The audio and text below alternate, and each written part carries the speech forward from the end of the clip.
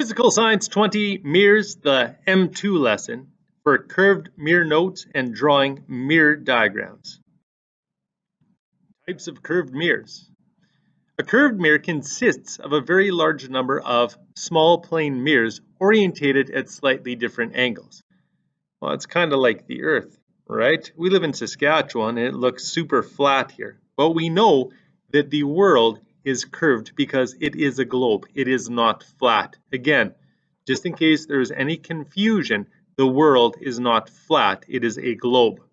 So it looks flat because when we zoom in on a very small region of the overall curvature, it looks flat.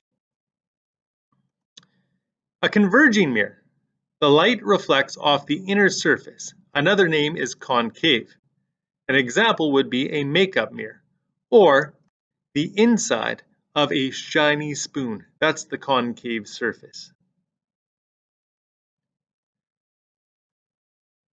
A diverging mirror. The light reflects off the outer surface. Another name is convex. Examples are like a mirror on the bus or a security mirror in a store or the outside of the spoon.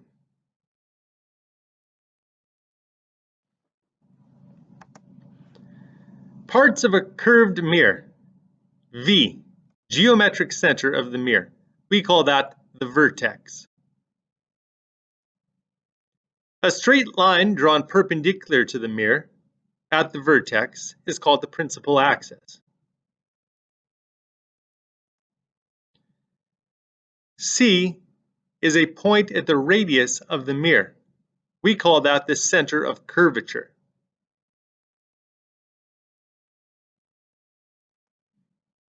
F is a point half the distance from the vertex to the center of curvature, known as the focal point.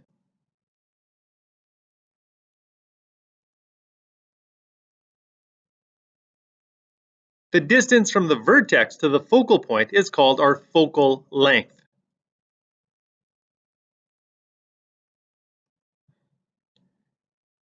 And the distance from the vertex to the center of curvature is the radius.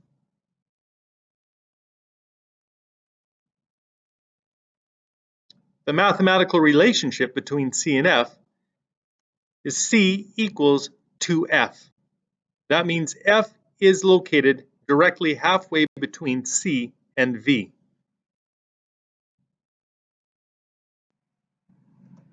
Video break. I got a mirror that has a reflective inside and a reflective outside, and it's dished. So I got the concave side, and right now we're going to look at the convex side. And no matter where the object is located, close, hello, or far, the image is always erect and it's always smaller than the object.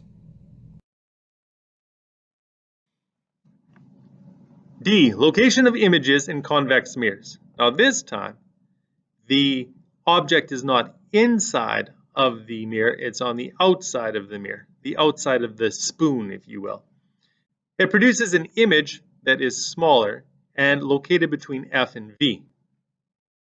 As the object moves closer, we see that the image gets larger and also moves closer to the mirror.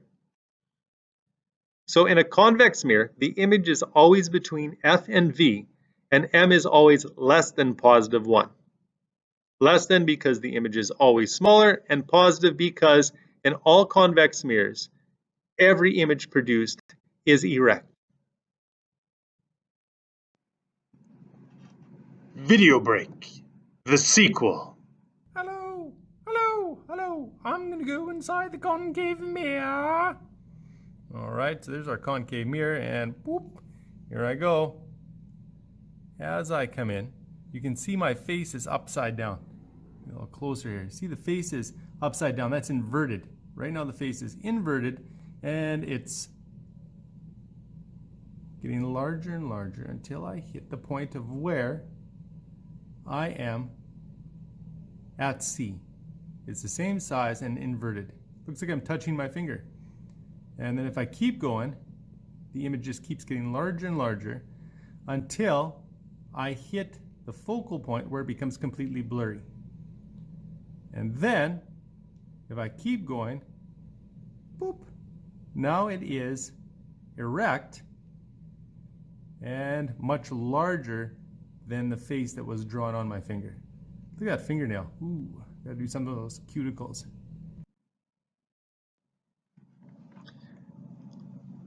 C. Location of images in concave mirrors. We are going to start with an object that we place quite a distance from the mirror, and that's going to produce an image.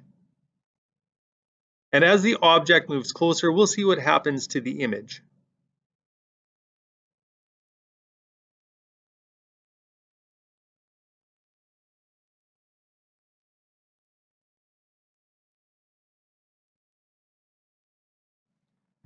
Now, let's look at that one step at a time. We started with the object beyond C. So when the object is beyond C, the image is between C and F. Magnification is less than -1. Less than because it's smaller, and -1 because it's inverted. When the object is at C, the image is also at C. M equals -1, negative because it's inverted, equal to 1 because it is the same size as the object.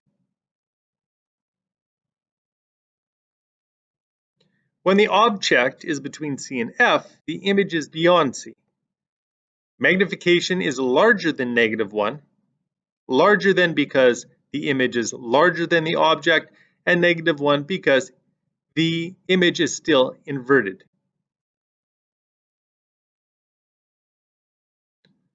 When the object is at F, there is always no image produced. This is the point at which everything looks completely blurry.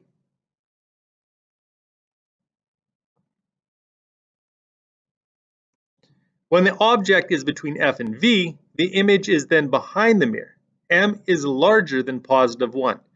Larger than because the image is larger than the object, and positive because the image is now erect.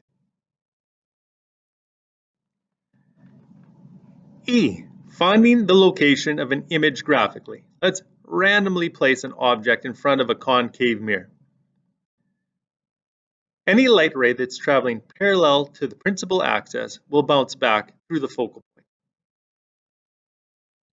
Likewise, any light ray that passes through the focal point will bounce back parallel to the principal axis. These are the two light rays that we are going to use to determine the image location. But you should be aware there are more light rays that could potentially be drawn to accomplish this task.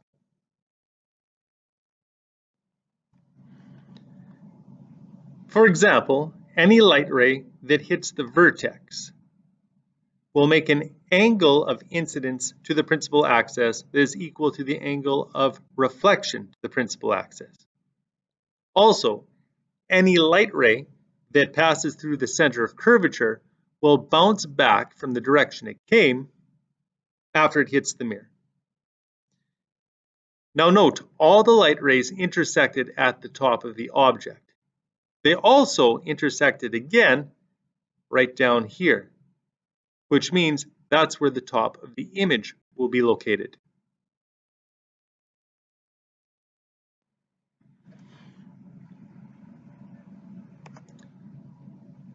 So when we draw our rays in class, the first ray is always traveling parallel to the principal axis, and then it bounces back through the focal point. The second ray we will always draw passes through the focal point and then bounces back parallel. Where they intersect is where our image is located. If the image is virtual, it will be located behind the mirror. And for this reason, it is always important to draw the path of the reflected ray back into the mirror. So that means the rays that bounced off the mirror then get extended back behind the mirror. If they were to intersect with one another behind the mirror, that's where our image would be located. But we know that the image is not located behind the mirror when the object is between C and F, and that's clearly pointed out by the fact that the lines we dash back behind the mirror are diverging. Now for a spin-off inspired by the video break. Right, we got a light bulb right here that I'm going to smash with this here meter stick. And what? How is this possible? Example 1. A 1.5 centimeter high object is 10 centimeters from the vertex of a concave mirror. The focal length is 5 centimeters. Find the image using a ray diagram. So we are told that the focal length is 5 centimeters. So that means C, which is equal to 2F, must be 10 centimeters. So C is 10 centimeters from the mirror. So I'll take a ruler, I'll measure 10 centimeters over, and I'll mark that as V, the vertex of my mirror. Now C is 10 centimeters from V. I take out my compass and I draw my mirror. F is 5 centimeters from the mirror because it's halfway between C and V. So I measure over 5 centimeters and I mark off the focal point. My object is 10 centimeters in front of the mirror. That means it's located at C, and it is 1.5 centimeters tall. So I will measure and draw an object, a solid line, 1.5 centimeters tall.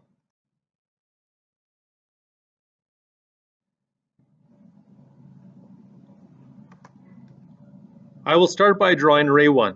It runs parallel and crosses the top of the object. It's then going to bounce back through the focal point. So I line up my ruler with the focal point and where the light ray hit the mirror. I then draw my ray bouncing off of the mirror. I then dash back that second line.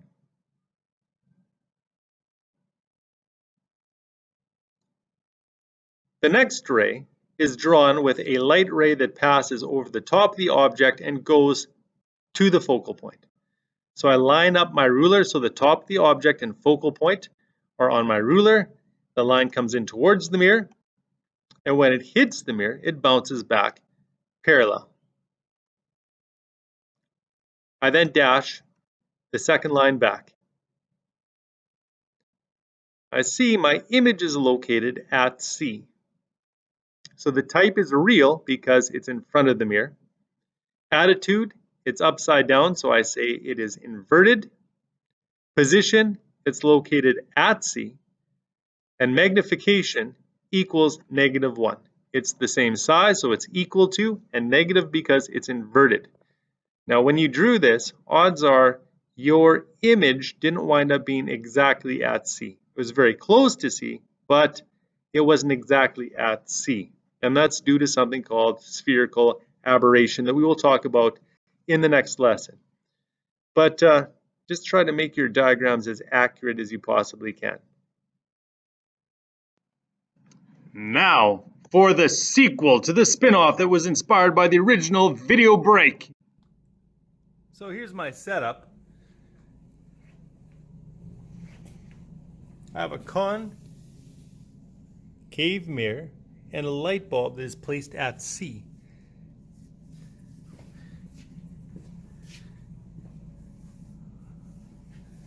So the image is inverted, right? The light bulb is pointing down, but the image is pointing up. And it's the same size because the object has been placed at C. Example 2. You move a concave mirror close to your face. Your eye is 1.5 centimeters high and positioned 2 centimeters from the mirror. If the focal length of the mirror is 5 centimeters, graphically find the image. So we're told F is 5 centimeters, so that means C, again, equals 10 centimeters. So I'll measure 10 centimeters from C, and that is where I will place the vertex of my mirror. I will then get my compass, and I will draw my mirror. I know F is halfway between C and V, so I will measure 5 centimeters over from V and put F onto my diagram. The object is 2 centimeters in front of the mirror. So I'll measure 2 centimeters over, and then I will draw my eyeball, which looks like an arrow, 1.5 centimeters tall.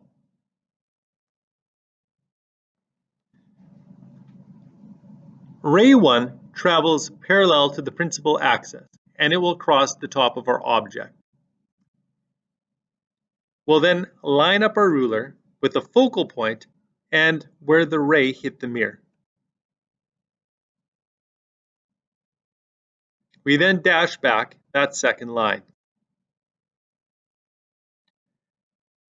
I now line up the top of the object with the focal point and draw a ray going towards the mirror. When it hits the mirror, it will bounce back parallel to the principal axis.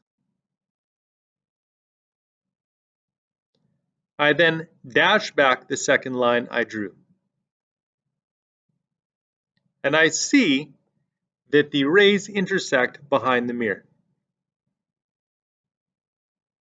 The type is then virtual because the image is behind the mirror. Attitude is erect because the image is right side up. Position is behind the mirror, and magnification is larger than +1. Larger than because the image is larger than the object, and positive because the image is erect. A 1.5 centimeter tall object is placed 5 centimeters from the concave mirror that has a center of curvature of 10 centimeters. Find the image using a ray diagram. So C equals 10, and since C equals 2F, that means F equals C divided by 2. So our F is going to equal 5 centimeters.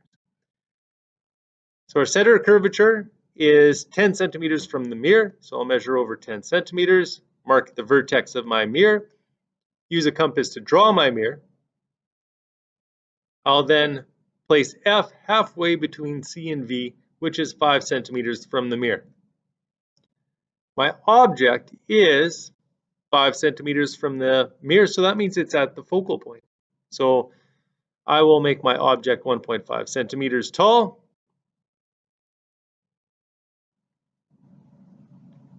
Now my first ray runs parallel, crossing the top of the object. I'll then line up my ruler with the focal point and where the ray hit the mirror, and that ray will bounce off the mirror, and I dash back the second line I drew.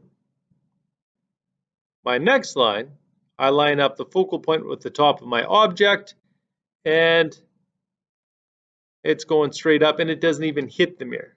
So that means I don't even know how an image could be produced in this case if that light ray isn't even going towards the mirror. So we say there is no image.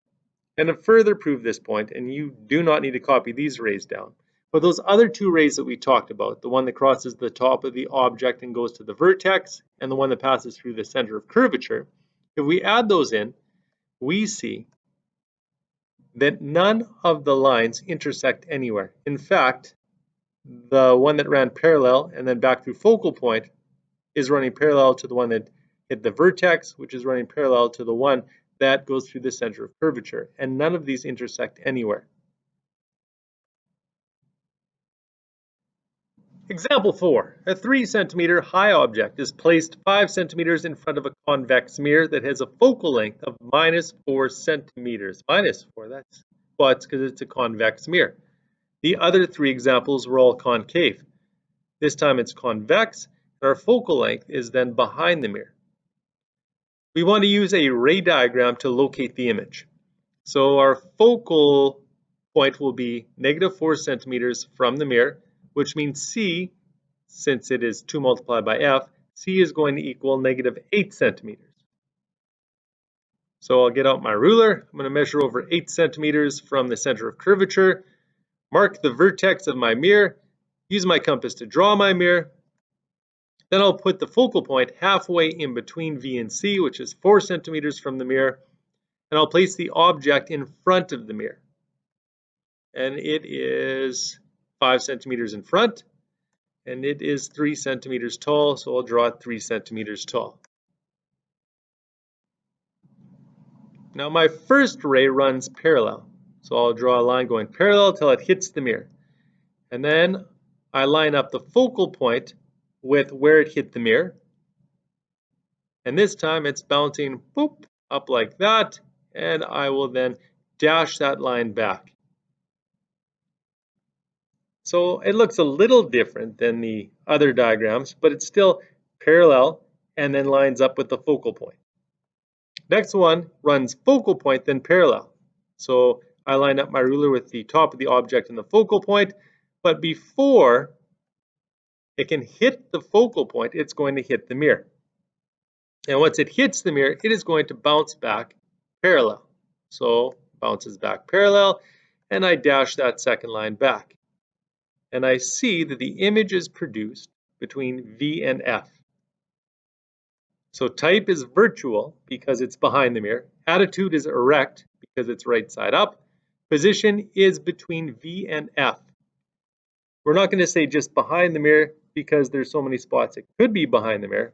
Well, I mean, potentially located when we look at the diagram because we have F and C and beyond C. But the image is always between V and F, which in a convex mirror is behind the mirror. Magnification is less than +1. Less than because the image is smaller than the object, and positive because it is erect. And that's the end of the lesson. You have some diagrams that you must draw now.